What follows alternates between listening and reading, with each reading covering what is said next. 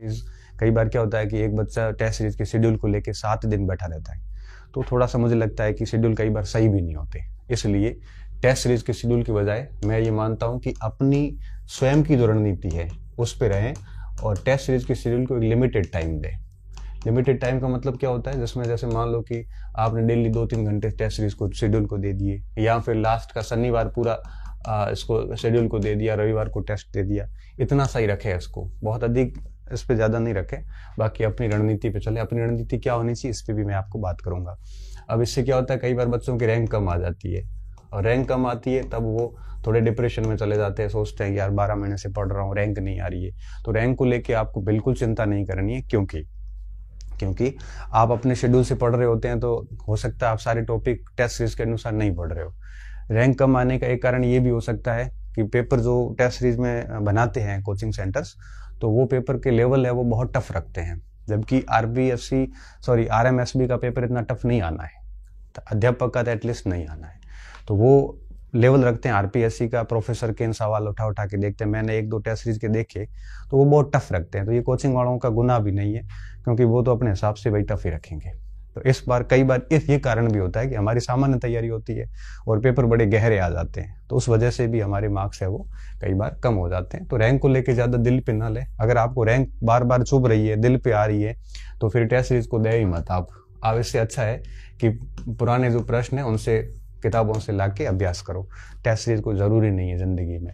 हमने खुद ने खूब सारी नौकरियां ली, कभी जिंदगी में टेस्ट सीरीज नहीं दी। ये तो ठीक है, मार्केट का एक बनाया हुआ सिस्टम है, उस सिस्टम को हम भी फॉलो कर रहे हैं और आप भी फॉलो कर रहे हो। हमें टेस्ट सीरीज बनानी पड़ती है क्योंकि बच्चों की बहुत सारा डिमांड होती है। हम नहीं बनाएंगे तो कोई बच्चा किसी और जगह चला जाता है, फिर बच्चा कहता है सर आपसे कोचिंग करी है तो आप ही टेस्ट सीरीज दे दो, नहीं तो हम कहीं और जाते हैं। इससे अच्छा कोचिंग सेंटर तो मार्केटिंग है, वो अपने आप कर लेते हैं। तो मैं तो ये चाहूंगा कि आप इसको रैंक को दिल पे न ले। हाँ, हर टेस्ट के बाद गलती जरूर सुधारें कि भाई ये मेरे में कमियां रह रही है, प्रश्न को अच्छे से अटेंड करें। 3 घंटे का पेपर होता है तो पूरा 3 घंटे पेपर दें, अच्छे से उसको पढ़ें। टेस्ट सीरीज को परीक्षा हॉल में गंभीरता से लें, बस इसके रैंक को गंभीरता से नहीं लेना है। अगर फिर भी आप अपने आप की भावनाओं पे कंट्रोल नहीं कर पा रहे हो तो टेस्ट सीरीज कोई ज़रूरी नहीं है। आप पुराने ईयर्स के जो प्रश्न पत्र हैं, जो भी मार्केट में खूब सारी किताबें आती हैं, वो किताबें लाएं और उन किताबों को बार बार पढ़ें, तो अभ्यास करते जाएं तो निश्चित तौर पे ठीक हो जाता है। इसके अलावा कई सारे स्टूडेंट ऐसे भी हैं कि सर अभी कई टेस्ट सीरीज में क्या ऐसे बुकलेट जैसी चीज़ें दी जाती है। मैं तो इसके बिल्कुल खिलाफ हूँ, क्योंकि आप अपनी सामग्री पढ़ें। अब बुकलेट लेके बैठोगे तो बुकलेट में तो क्या है कि उन्होंने बुकलेट के नाम पे पूरा का पूरा वो दे दिया है। तो इससे अच्छा ये होता है कि आप अपनी जो सामग्री पढ़ रहे हो वो छोड़ के बुकलेट पढ़ोगे, तो फिर जो आपने पिछले 1 साल से जो सामग्री पढ़ी उसको आप छोड़ के ये पढ़ रहे हो, तो ये मूर्खता है। इसलिए इन चीज़ों पे ध्यान नहीं दें, इसके लालच में भी नहीं आए। कोशिश ये करें कि आपने जो भी नोट्स बनाए, आपके पास जो भी बुक्स वगैरह है, उन्हीं को बार बार पढ़ें, और वो आपने पढ़ ली और आपको याद है पूरी, तो फिर आप बुकलेट भले देख लो, आपको कुछ एक्स्ट्रा ही मिलेगा, नुकसान वाली बात नहीं है। आप अगर जूझ रहे हैं और पूरा याद तो किसी को वैसे ही होता नहीं, तो इस सारी चीज़ों में अपना समय खराब ना करें। इसकी बजाय जो आपकी खुद की सामग्री है उस सामग्री पे आप टाइम दें, क्योंकि यही आपका सच्चा सारथी है।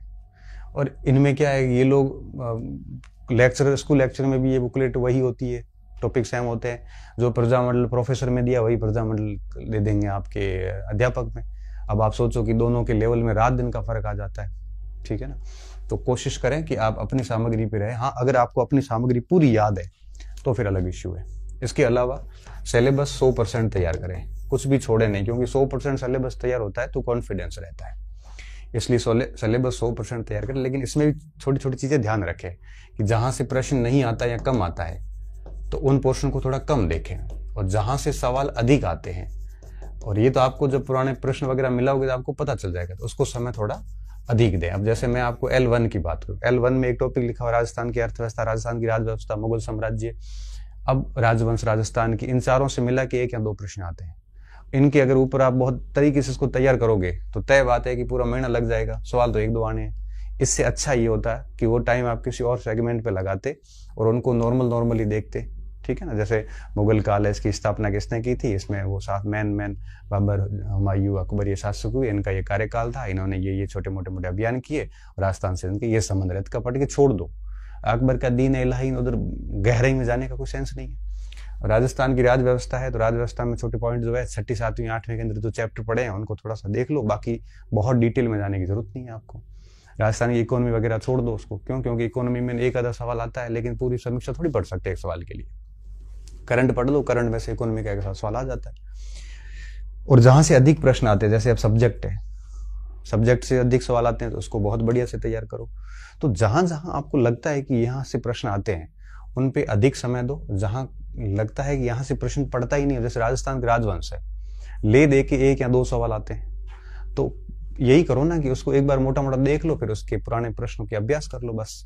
बाकी राजवंश को बहुत गहराई में जा जाके अब 400 राजा थोड़ी याद कर सकते हो, और फिर वो टाइम खराब हो जाता है। तो कोशिश ये करो कि जहां से पेपर में कम पोर्शन है, कम सवाल आते हैं, उनको कम टाइम दो, और जहां आपको अधिक सवाल मिलते हैं वहां आपको अधिक समय देना है। इस बात का आपको विशेष तौर पे ध्यान रखना है, ठीक है। और ये सब करने के बाद और क्या क्या चीजें ध्यान रखनी है, बस बुकलेटों के चक्कर में नहीं पढ़ना है, 100% सिलेबस पढ़ना है। कम वेटेज को कम टाइम देना है, अधिक वेटेज को अधिक टाइम देना है। टेस्ट सीरीज को इस हिसाब से देना है। ये सेट नहीं हो रहा है तो पुराने प्रश्न ही करो, टेस्ट सीरीज देने की कोई जरूरी भी नहीं है। सामान्य स्तर का पेपर आता है, बड़े ग्रंथों में न फंसे, जो आपके पास है उसी को पढ़ें। लिमिटेड सामग्री रखें, अभी नई कोई सामग्री नहीं लानी है। और यूट्यूब्स वगैरह ऑनलाइन इन चीज़ों से बचें। कोचिंग्स वगैरह चल रहे हैं तो पूरे कर दें सितंबर अक्टूबर तक, उसके बाद वापस नहीं जाना है। और अभी नए कोचिंग जाने की जरूरत नहीं। मटेरियल पे मैं बात कर नहीं रहा हूँ, क्योंकि इस समय नया मटेरियल पढ़ना मूर्खतापूर्ण है। नया बताने वाला भी मूर्ख है और लाने वाला भी मूर्ख है, क्योंकि इस समय ठीक है, कोई आपको टीचिंग मेथड की कोई किताब चाहिए तो ला सकते हो, लेकिन कोई छोटा मोटा सेगमेंट का नया ला सकते हो, लेकिन यार मुझे लगता है कि सारा कुछ नया लाना गलत है यहाँ पे।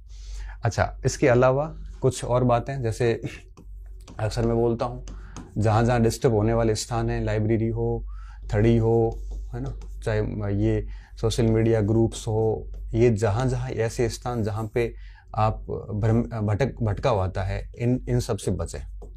लाइब्रेरी में पढ़ाई नहीं हो रही है तो रूम में पढ़ें, लाइब्रेरी रूम में नहीं हो रही तो लाइब्रेरी जाएं। लाइब्रेरी में भी ऐसी जगह जाएं जो आप कहीं पहचानते नहीं हो, आपका किसी से कोई संबंध नहीं हो, ठीक है। अगर आप समय खराब करोगे तो मान के चलिए कि 5-4 महीने चले जाएंगे, उसके बाद वापस वही बुरा दौर शुरू हो जाएगा।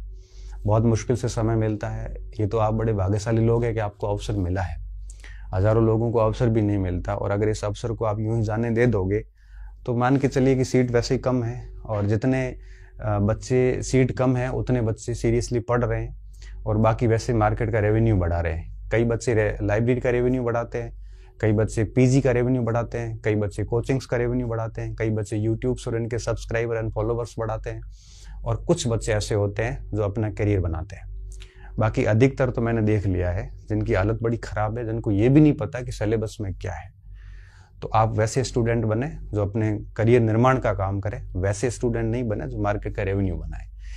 जनरली यही हो रहा है। जिन दिनों मैं जयपुर भी गया, वो सब मैं चीजें बहुत नजदीक से देखता हूँ, मैं बहुत अनुभव के आधार पे बोलता हूँ, और ये बात आपको टच भी करती है मेरी कि बात तो सही कही है, इसमें गलत कुछ नहीं है।